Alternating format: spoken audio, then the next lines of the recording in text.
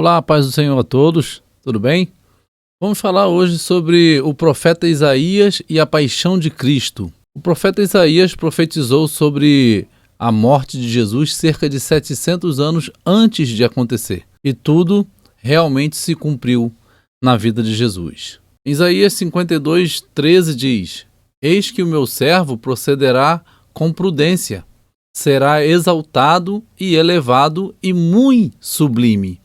Aqui é Deus já falando sobre Jesus, que seria um servo prudente quando viesse aqui à terra cumprir a sua missão. Isaías profetizou isso sobre o ministério de Jesus, né? E no final, ele vai caminhando para o capítulo 53, falando de tudo o que aconteceria na morte de Jesus, o tipo de morte que ele sofreria. Então cuspiram-lhe no rosto e lhe davam punhadas, socos, né? E outros o esbofeteavam, dizendo: Profetiza-nos, Cristo, quem é o que te bateu? Mateus 26, 67 e 68. Isso foi o que aconteceu na noite em que os sacerdotes mandaram os soldados do templo, não foram os soldados romanos que prenderam Jesus, né? Foram os soldados do templo, prenderem Jesus de noite, na calada da noite, guiados por Judas, lá no jardim do Getsemane, ou Getsemani, que quer dizer lugar da prensa, onde eles prensavam o azeite, a azeitona, para dar o azeite para o templo e para outros fins. Ali Jesus também foi prensado. Isaías 52:14 começa dizendo: Como pasmaram muitos à vista dele, pois o seu parecer estava tão desfigurado, mais do que o de outro qualquer, e a sua figura mais do que a dos outros filhos dos homens. Isaías 52:14. Aí João 19:1 vai dizer: Pilatos, pois, tomou então a Jesus e o açoitou. Por isso que deixou Jesus com um parecer totalmente desfigurado, né? O açoite foi tamanho, pois sabemos que o Império Romano era um império cruel para tratar com os seus prisioneiros, né? Então levou muitos açoites, que eram comumente dados por 2 soldados, um canhoto e um destro, para machucar totalmente aquele que seria crucificado. Então foi nesse momento que Isaías viu a Jesus, por isso que ele diz que muitos pasmaram, o seu parecer estava tão desfigurado. Não tinha beleza nem formosura, e olhando nós para ele, não havia boa aparência nele, para que o desejássemos. Isaías 53, versículo 2, a parte B. É claro que aqui Isaías não está falando de beleza física no sentido de que Jesus não era bonito, não era belo, não tinha nenhuma beleza em seu rosto. Mas sim porque quando Deus mostrou Jesus a Isaías, mostrou nesse momento da crucificação. Então um momento que ele estava todo desfigurado, como diz o capítulo anterior de Isaías. Por isso ele diz: não tinha beleza nem formosura alguma. Porque ao olhar para Jesus, nesse momento que ele viu, ele não viu Jesus no ministério de Jesus. Ele viu agora a visão dele do capítulo 53, Jesus já sendo maltratado, já sendo torturado e morto na cruz. Por isso, ele está dizendo que ele não tinha beleza nem formosura. Não havia boa aparência nele, que era esse momento aqui da cruz. Era desprezado e o mais rejeitado entre os homens, homem de dores e experimentado nos trabalhos, e como um de quem os homens escondiam o rosto, era desprezado, e não fizemos dele caso algum. Isaías 53, 3. Então Mateus 27, 39 e 40 diz: E os que passavam blasfemavam dele, meneando as cabeças. Menear a cabeça significa aquela coisa que normalmente a gente faz reprovando uma situação, né? Dizendo, até a gente brasileiro faz assim, que joga o rosto de um lado e para o outro, e fazemos esse tipo de som com a boca, reprovando a atitude, né? Então isso é o que está dizendo, que eles estavam meneando as cabeças. E dizendo: Tu que destróis o templo e em 3 dias o reedificas, salva-te a ti mesmo. Se és filho de Deus, desce da cruz. Então ele era rejeitado, homem de dores, desprezado, ou seja, dores físicas, dores emocionais, dores na alma, o desprezo que ele recebeu, dores psicológicas, dores de tudo quanto é tipo, Jesus experimentou por mim e por você. Isaías 53:4. Verdadeiramente ele tomou sobre si as nossas enfermidades e as nossas dores levou sobre si, e nós o reputávamos por aflito, ferido de Deus e oprimido. Aqui uma imagem forte, Jesus no chão, e está escrito: foi real, foi intenso, foi preciso, foi por todos.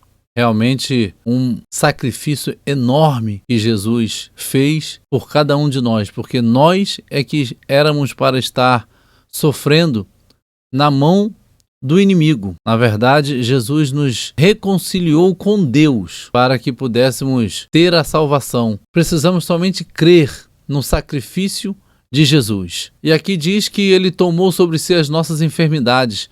Passamos a ter direito a pedir a ele que nos dê saúde, que leve as enfermidades para longe de nós, e assim podemos orar e ter a nossa vitória, o nosso milagre. Aqui em Mateus tem o cumprimento dessa palavra de Isaías 53, que diz: E chegada a tarde, trouxeram-lhe muitos endemoninhados, e ele com a sua palavra expulsou deles os espíritos, e curou todos os que estavam enfermos, para que se cumprisse o que fora dito pelo profeta Isaías, que diz: Ele tomou sobre si as nossas enfermidades e levou as nossas doenças.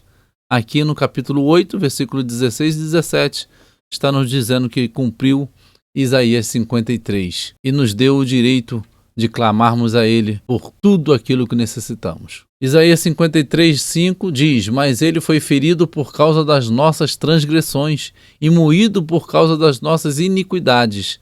O castigo que nos traz a paz estava sobre Ele, e pelas suas pisaduras fomos sarados.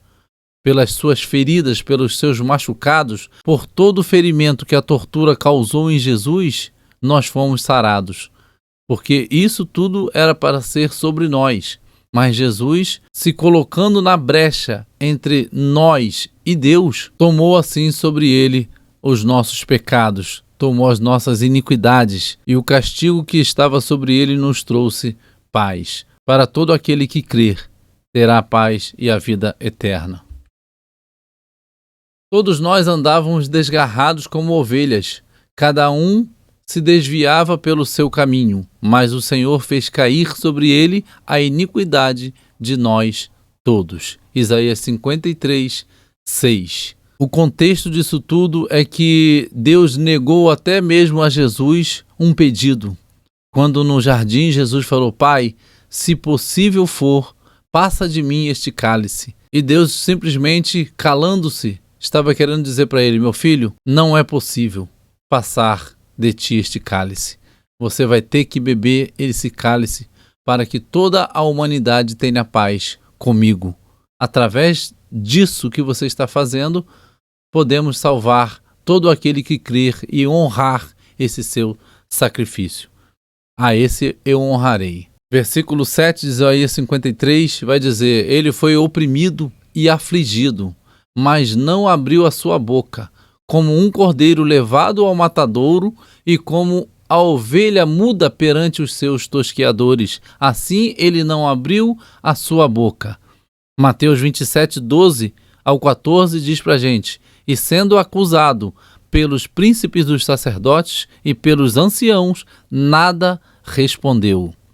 Disse-lhe então Pilatos: Não ouves quanto testificam contra ti? E nenhuma palavra lhe respondeu. De sorte que o presidente estava muito maravilhado. Aqui se cumpre mais uma vez a profecia de Isaías. Em João 12, 32 e 33, Jesus prepara o coração dos seus discípulos e diz: "E eu, quando for levantado da terra, todos atrairei a mim." E dizia isto, significando de que morte havia de morrer. Veja que o Império Romano fazia a cruz bem alta para que o crucificado pudesse ser visto por todos que passassem. E o Império Romano costumava crucificar os seus prisioneiros nus, totalmente sem nenhuma peça de roupa. É comum nos filmes, nas gravuras, em fotos sobre a crucificação de Jesus, retratarem Jesus com uma tanga. Porém, sabemos que pela história o Império Romano crucificava os seus prisioneiros totalmente sem roupa nenhuma, para que a vergonha fosse cada vez maior. Assim ficou Jesus por mim e por você. Porque Deus amou o mundo de tal maneira que deu o seu Filho unigênito, para que todo aquele que nele crê não pereça, mas tenha a vida eterna. João 3,16. Foi por você.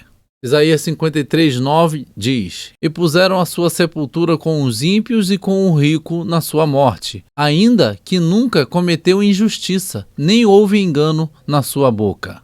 Mateus 27:57 e 60 diz: "E vinda já a tarde, chegou um homem rico de Arimateia, por nome José, que também era discípulo de Jesus. E o pôs no seu sepulcro novo, que havia aberto em rocha, e rodando uma grande pedra para a porta do sepulcro, retirou-se." E aqui em Isaías 53:9 aponta essa profecia que se cumpre diretamente em Mateus 27:57 e 60. O povo judeu diz que aquele que é o servo sofredor de Isaías 53 seria o próprio povo judeu, porque eles não creem em Jesus e colocam essa profecia para cima deles. E como eles vão dizer que o povo judeu cumpriu essa profecia aqui? Que a sua sepultura estavam com os ímpios e com o rico na sua morte. Não tem como colocar isso para o povo judeu. Só podemos entender isso se conhecermos a história de Jesus e vermos que ele, somente ele, cumpriu essa profecia. Isaías 53:11, aqui falando agora da sua ressurreição, e diz assim: "Ele verá o fruto do trabalho da sua alma e ficará satisfeito.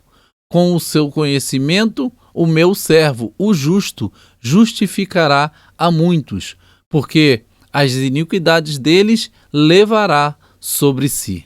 Veja que esse versículo está falando realmente da ressurreição de Jesus, porque para que ele pudesse ver o fruto do trabalho da sua alma e ficar satisfeito, ele teria que ressuscitar, porque todo o contexto de Isaías está falando da morte de Jesus, da sua crucificação, do seu sacrifício por todos nós. Mas aqui está dizendo que ele veria o fruto do trabalho. Como que ele veria o fruto do trabalho se ele morreria? Só se realmente ele ressuscitasse.